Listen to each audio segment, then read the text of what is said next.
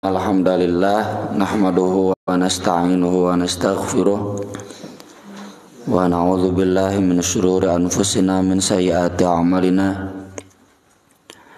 asyhadu an la ilaha illallah wa asyhadu anna muhammadar rasulullah. Allahumma shalli wa sallim wa barik ala Muhammad wa ala alihi wa sahbihi wa man tabi'ahum bi ihsan, amma ba'd. Surat Al-Maidah, surat kelima, ayat 4. A'udzu billahi minasy syaithanir rajim.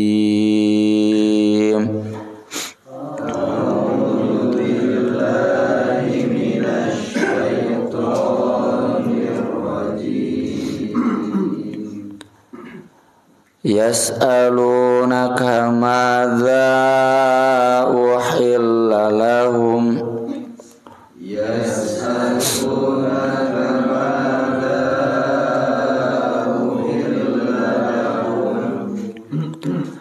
Qul uhilla lakumut thayyibatu wa ma 'allamtum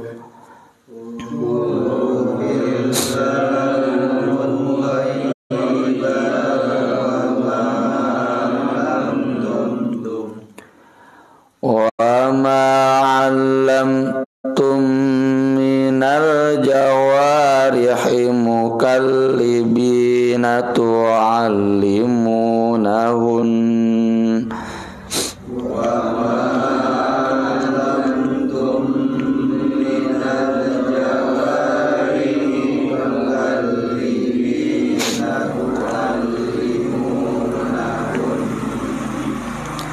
tu'allimunahunna mimma 'allamakumullah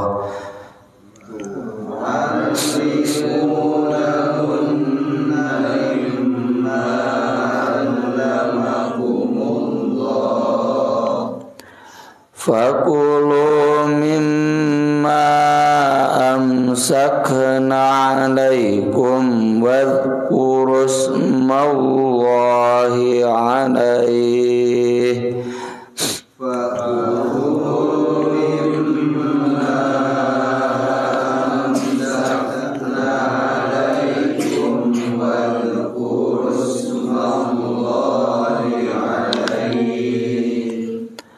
wattaqullaha innallaha sari'ul hisab.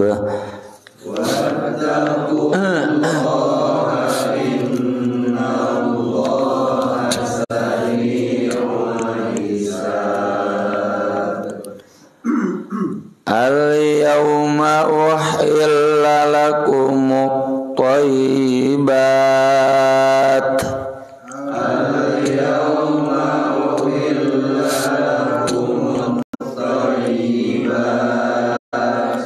wa ta'amul ladzina utul kitaba hillul lakum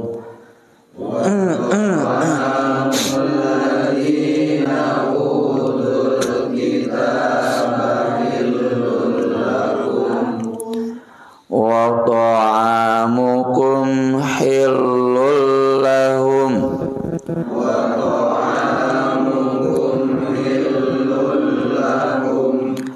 wal muhsanatu minal mu'minat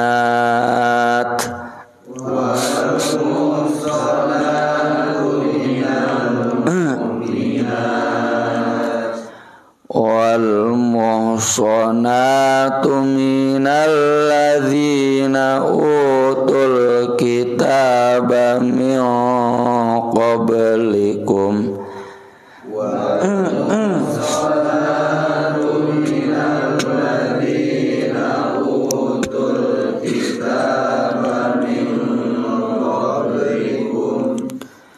idza ataitum ujurahunna kunna muhsinin.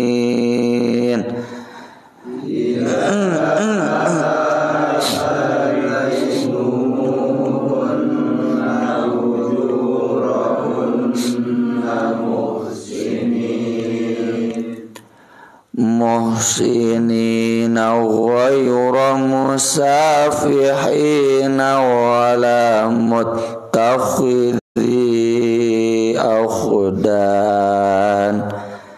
Muhsinina ghayra musafihina wala muttakhidhi akhdan. Wa man yakfur bil imani faqad habita amaluh.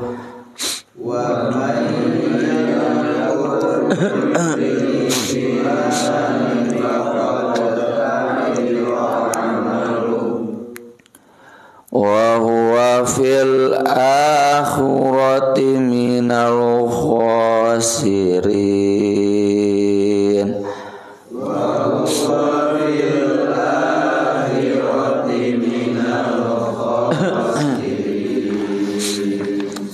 Mengawian itu atopat J2 tilu. Yas'alunaka madza uhilla lahum qul uhilla lakum at-thayyibatu wa ma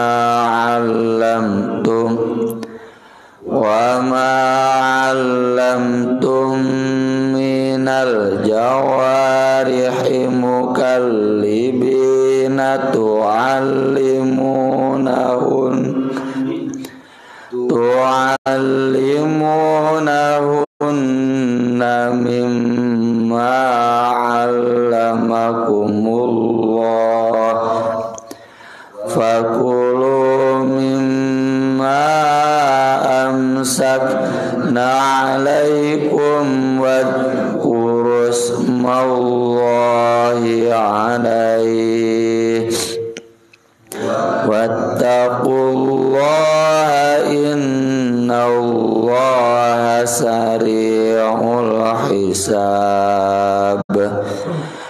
Al-yawma uhilla lakumut thayyibat wa ta'amul ladzina utul kitaba hillul lakum wa ta'amukum hillul lahum wal muhsanatu minal mu'minat wal muhsanatu minal ladzina utul kitaba min qablikum idza ataitumuhunna ujurahunna muhsinina ghayra musafihina wala muttakhidhi akhdan wa man yakfur bil imani faqad habita amaluh wa huwa fil akhirati minal khasirin.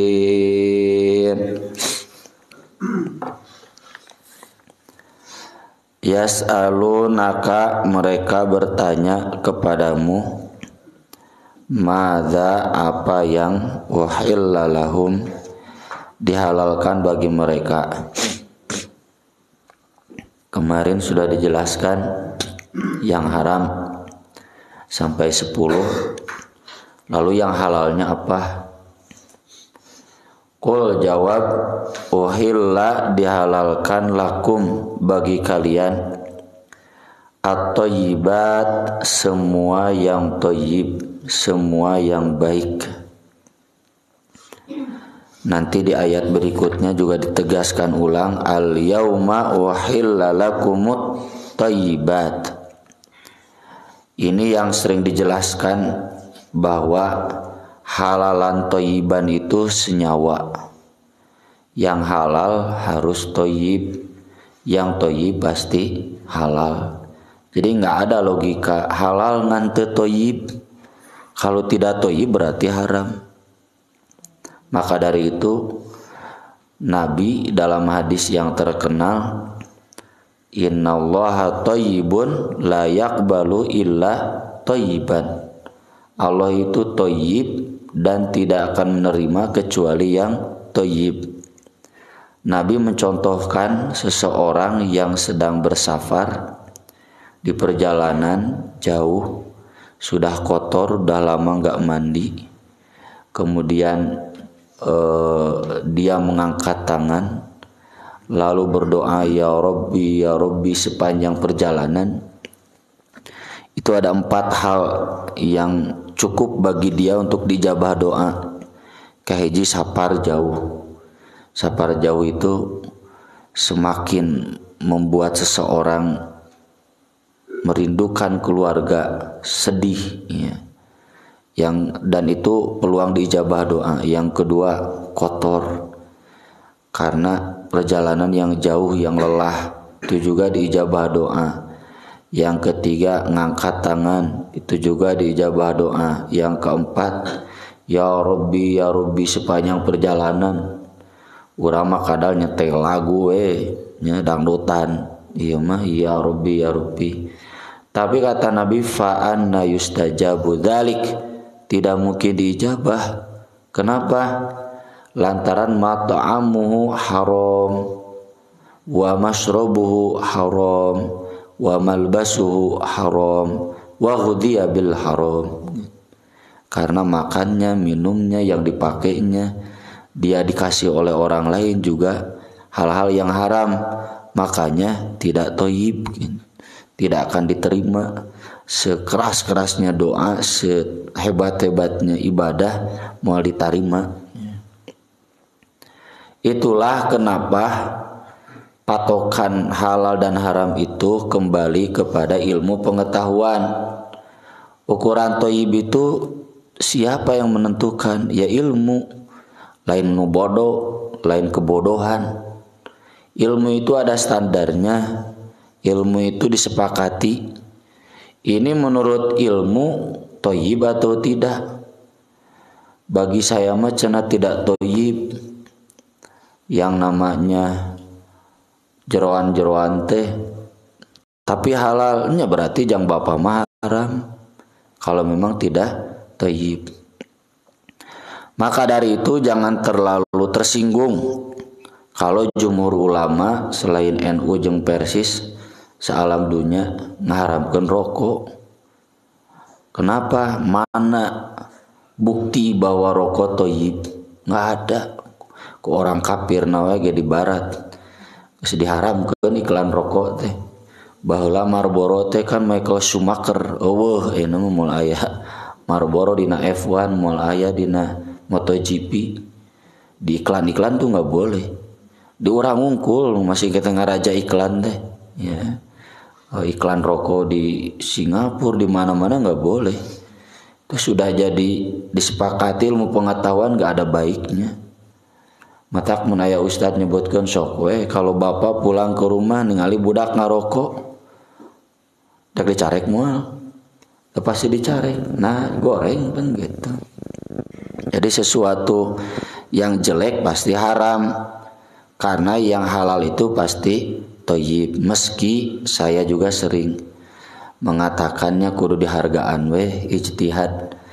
Ustad-ustad di Persis di NU anu Persisna NU teh naon nurut udud hargaan we entes kumaha deui ya, harus saling menghargai. Dan itu sering saya jadikan dalil bahwa dalam fikih persatuan Islam itu kuncinya saling menghargai. Kalau memang itu ada dasar ijtihad, orang nggak bisa ngimpi lah sasitu aksan kabeh teu meunang kunut subuh tuh bisa ngimpi. Kenapa Imam Syafi'i nu ditah kunut subuh teh? Imam Syafi'i jeung urang datunya wah jauh melamelu. Nya solehna nya ilmuna gitu. Tapi meski demikian juga mazhab Syafi'i harus menghargai kita yang tidak kunut subuh. Kumaha ngaranna hiji silih hargaan nya. Siga di dieu di Nurhuda nu udud nu ente teu sugan silih bid'ahkeun, silih narakakeun nya.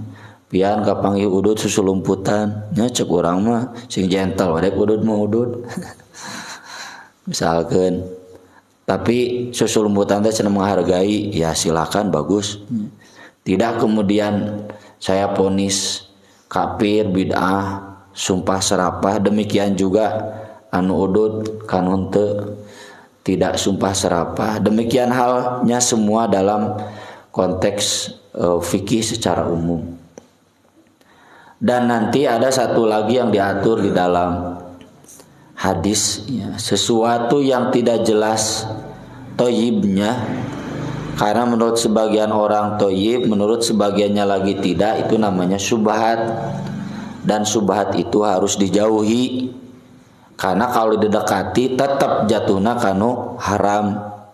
Dan kemudian Nabi mengaitkannya dengan hadis ala inna fil jasadi mudghah idza sholahat sholahal jasadu kullu wa idza fasadat fasadal jasadu kullu ala wahyal qalbu.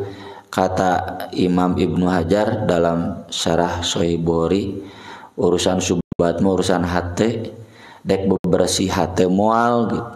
Mun dek ngotoran hate sok we gugulung tadinya syubhat. Makanya kata Nabi famanit taqos syubhat faqad istabro'a lidinihi wa irdihi. Siapa yang menjauhi syubhat ya, lain rokok wae semua lah. Di transaksi ekonomi lobana syubhat, di nu politik lobana syubhat, di nu makanan-makanan datang ke festival Citylink teh halal dukan teu. Mixwe teh nu jelas maharamna ngan diragukan halal teu gitu. Nu jelas maharam da can menang sertifikasi halal. MUI pun belum luas mengeluarkan sertifikat halal syubhat. Kalau memang mau menjaga kebersihan hati tinggalkeun syubhat. Syubhat itu mengotori ya. Nu pabulat pabeliut jeung bank geus eureunan ya. Pabulat pabeliut jeung kartu kredit eureunan. Itu semuanya syubhat hanya mengotori hati. Saking pentingnya thayyib dalam hidup kita. Wa ma'alamtum minal jawari, dan apa yang kalian ajari dari hewan-hewan pemburu mukallibin yang terlatih. Mukallibin itu dari kalbun teh anjing. Karena memang pemburu itu anjing. Tu'alimunahunna, yang kalian melatih mereka, mimma 'allamakumullah, dari apa yang Allah ajarkan kepada kalian. Jadi boleh memakan hewan yang diburu oleh anjing. Fakulu mimma amsakna alaikum, syaratnya boleh makan yang diterkam oleh anjing untuk kalian.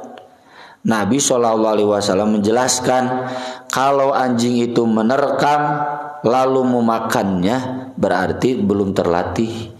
Dia menerkam untuk dirinya sendiri, bukan untuk kalian. Tapi kalau anjing itu menerkam lalu membiarkannya sudah mati, nah itu berarti amsakna alaikum, dia menerkam untuk kalian. Wadhkuru smallahi alaih, sebutkan nama Allah ketika melepasnya. Bismillah, temakai anjing. Bismillah anjing, ulah.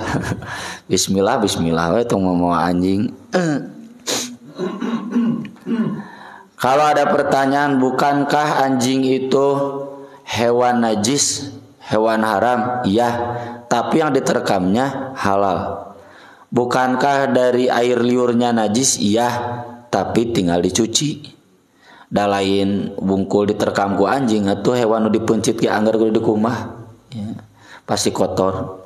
Dan itu jadi dalil bahwa kalau anjing menerkam menjilat barang yang kering itu nggak usah dicuci 7 kali, 1 kalinya dengan tanah, nggak usah. Yang harus dicuci 7 kali, 1 kali dengan tanah itu 1 wadah dina hadis nage. Kalau hewan atau nya orang asup ke bandara kafir mulai anjing mendekati celana kita, itu cukup dicuci saja, nggak usah dicuci 7 kali pakai tanah, pakai rinso we ngara bersih. Yang pakai tanah itu wadahnya juga berisi air, dijilat airnya. Caina wae dijilat, bukan wadahnya dicuci 7 kali khusus buat wadah. Kalau selain wadah mah dicuci biasa. Wattaqullah, takwalah kalian kepada Allah, innallaha sari'ul hisab, sesungguhnya Allah maha cepat hitungannya. Kenapa harus bertakwa? Karena tidak jadi dalil ini boleh ngukut anjing. Memang Nabi SAW membolehkan anjing dipelihara, tapi syaratnya tetap harus di luar, tidak boleh dibawa ke dalam rumah. Kalau anjing ada di dalam rumah, maka malaikat tidak akan pernah masuk mencatat amal-amal kita, ya. Nu dekete justru anu najis, ya. Dan ini beda ya budaya anjing di kita dengan budaya di barat. Di barat papan anjing teh jadi film sagulung sagalang, ya. Padahal jelas tuh virus rabies teh tina anjing. Di kita mah alhamdulillah. Jadi aya alhamdulillah oge lamun barudak nu bararau anjing cen gitu nya. Nah, udah memang menunjukkan saking hinanya. Aya alusna najan salah. Ente nyebut sapi ndak gitu kan, nyebutna anjing.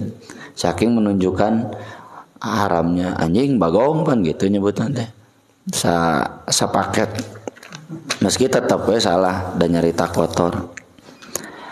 Al yauma uhilla lakumut thayyibat, pada hari ini dihalalkan bagi kalian semua yang thayyib. Wa ta'amul ladzina utul kitaba halal lakum, makanan orang-orang yang diberi kitab dahulu halal buat kalian. Orang diberi kitab dijelaskan dalam hadis orang Yahudi dan Kristen, atau di Al-Qur'an juga dijelaskan. Ya ahlal kitab lima tuhajjuna fi Ibrahim wa ma unzilatit Taurat wal Injil, tak jelas disebutkan. Ahlul kitab teh Torah dan Injil. Jadi orang Yahudi dan orang Kristen makanannya halal bagi kita sepanjang thayyib. Ari babi mah nyangger we halal. Ari bangke mah nyangger we haram. Jadi makanan ahli kitab yang memang thayyib. Ahli kitab teh nu orang Kristen, hari restoran Jepang, restoran Korea mah dalain orang Kristen, orang Yahudi itu mah orang musyrik, ya anggar we haram. Tapi kalau yang punyanya orang Kristen, orang Yahudi halal karena mereka menyembelih pasti dengan nama Allah. Ya, kalau orang Kristen memang ada harta kudu doa bersama. Ya, berdoa bersama temenang. Wah dibaca panjang, ya Yesus, ya Bunda Maria gitu. Ya Tuhan. Dan Tuhan orang Kristen itu sama dengan kita. Tuhan orang Yahudi itu sama dengan Tuhan kita. Doraka maranina teu iman ka Nabi Muhammad sallallahu alaihi wasallam. Dan dari itu ketika Nabi dikasih makanan oleh orang Yahudi dan diracun, Nabi terima, Nabi makan. Lalu Nabi tanya, panggil cen orang Yahudi yang ngasih tadi, kamu ngasih racun ke makanan ini? Iya, karena ngetes kamu teh Nabi bukan, kurang ajarnya Yahudi. Ini ada hadisnya di sini, nggak saya baca Arabnya. Ya. Ngetes kamu teh Nabi bukan. Untung ku Nabi tadi payan oge. Kalau kamu Nabi, kamu pasti selamat. Dan Nabi mah moal mempan diracun. Dan itu jadi dalil kata Imam Ibnu Katsir, berarti makanan orang Yahudi itu diterima ngan kade pariksa bisa racun, ya. Nabi moal mempan urang mah boro-boro. Wa ta'amukum hillul lahum, makanan kalian juga halal bagi mereka. Wal muhsanatu minal mukminat, dan perempuan-perempuan yang menjaga kehormatan dirinya dari kaum mukminat, wal muhsanatu minal ladzina utul kitaba min qablikum, dan perempuan-perempuan yang menjaga kehormatan dirinya dari orang-orang yang diberi kitab sebelum kalian.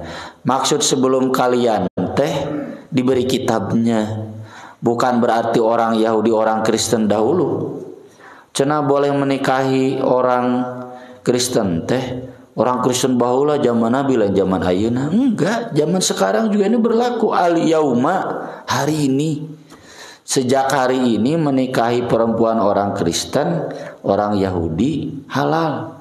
Asal syaratnya perempuan itu wal muhsanat, perempuan yang menjaga kehormatan dirinya, bukan pelacur, ya, bukan orang yang rendah moralnya.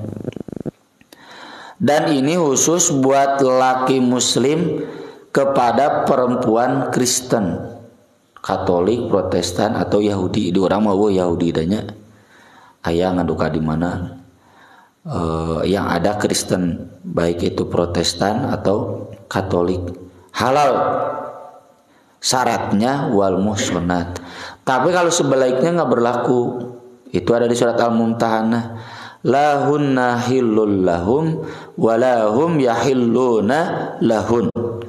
Jadi kalau laki-lakinya kafir, perempuannya muslimah nggak halal. Mereka muslimah nggak halal buat mereka suaminya yang kafir. Mereka suaminya yang kafir nggak halal buat perempuan-perempuan muslimah. Tapi kehalalan ini tetap terikat dengan firman Allah, ku anfusakum wa ahlikum nara.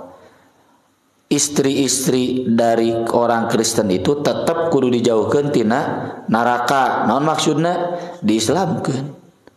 Meski nggak ada batas waktu, setahun 2 tahun, pokoknya harus ada usaha dari bapaknya bisa dek ngawayu tak ke orang Kristen ku si ibu ge pasti diizinan geura. Tujuanna naon? Menyebarkan Islam. Wah, gagah. Jadi kalau mau begitu harus ada kesanggupan mau mengislamkan. Kalau tidak ada kesanggupan mengislamkan, ya tetap haram. Kenapa haram? Lantaran teu ngamalkeun ku anfusakum wa ahlikum naro.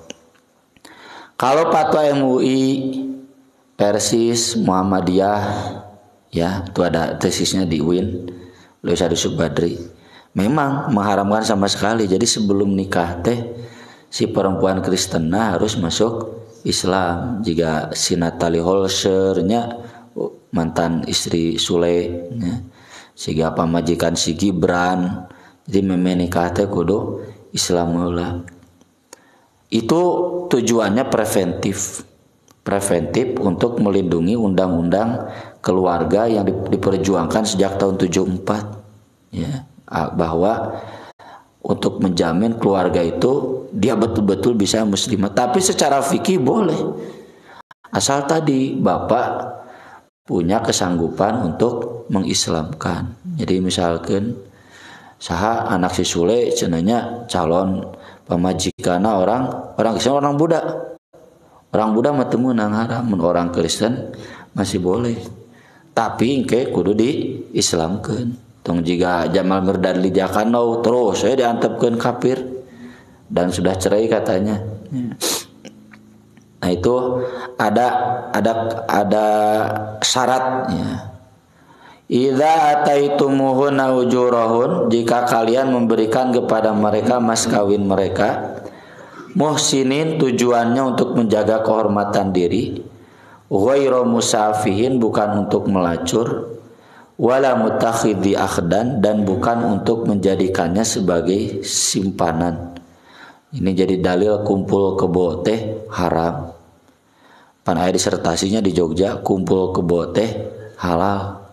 Menikah bareng jika si Ronaldo gitu ta, jika si Messi mau kawinnya, tapi kawin acan engkewe kawin nama, tapi udah rumah tangga bareng.